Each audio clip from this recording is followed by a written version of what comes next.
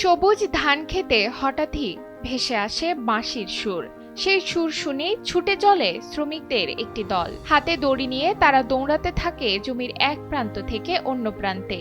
দেখলে মনে হয় যেন হ্যামিলিয়নের বাঁশিওয়ালার গল্প বাস্তবে রূপ নিয়েছে।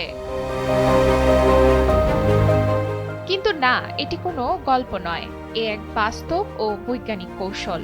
উন্নত জাতের হাইব্রিড ধানের বীজ উৎপাদনে এমন অভিনব পদ্ধতি ব্যবহার করছেন বিভিন্ন সিড কোম্পানির কৃষিবিদরা। নির্দিষ্ট লাইনে আলাদা করে রোপণ করা হয় পুরুষ ও নারী ধানের চারা।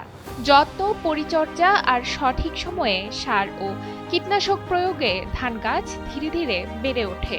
এ সময় পুরুষ গাছ হয় তুলনামূলক লম্বা আর নারী গাছ কিছুটা খাটো। এখানে হাইব্রিড রাইস বীজ উৎপাদন করতে গেলে আপনার দুই ধরনের বীজ লাগে, অর্থাৎ প্যারেন্ট লাইন লাগে। একটা হলো মেল এবং ফিমেল, এবং মেল এবং ফিমেলের পরাগায়নের মাধ্যমে আমরা হাইব্রিড বীজ হয়ে থাকে। তো আমাদের বর্তমানে পরাগায়ন চলছে, অর্থাৎ মেল এবং ফিমেল, এটা আমরা রশির মাধ্যমে পরাগায়ন করছি এবং পরিবেশন করছি। কয়েক মাসের পরিশ্রমে যখন ধানের শীষ বের হয় তখনই শুরু হয় মূল কাজ। নারী ও পুরুষ ধানের পরাগায়ন নিশ্চিত করতে নির্দিষ্ট সময় পর পর বাজানো হয় বাঁশি। আর বাঁশির সেই সংকেত পেলেই শ্রমিকরা দড়ি নিয়ে ছুটে যান মাঠ জুড়ে। দড়ির ঝাঁকুনিতে পুরুষ ধানের পোলেন ছড়িয়ে পড়ে, যা গ্রহণ করে নারী ধান গাছ। এর ফলেই তৈরি হয় উচ্চ ফলনশীল উন্নত মানের হাইব্রিড ধানের বীজ। নারী পুরুষ ধান টাইনা মহিলার উপর ফলাই, এর উপর দিয়ে আবার এই হাইব্রিড বীজ হয়। আমরা দড়ি টাইনা এই মনে করেন কাজ করি। পরে সেই বীজ সংগ্রহ করে প্রক্রিয়াজাত ও প্যাকেটজাত করে পৌঁছে দেওয়া হয় দেশের বিভিন্ন প্রান্তের কৃষকদের হাতে।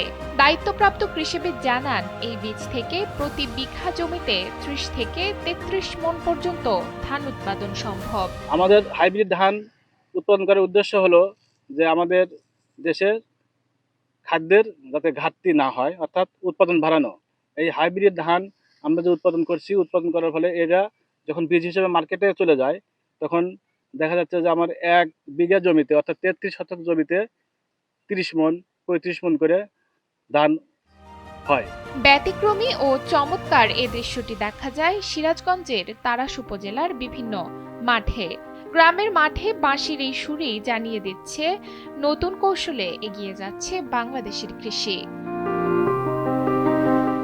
সিরাজগঞ্জ থেকে আজিজুল ইসলামের পাঠানো তথ্যচিত্রে ডেস্ক রিপোর্ট, নুসরাত তালবিয়া।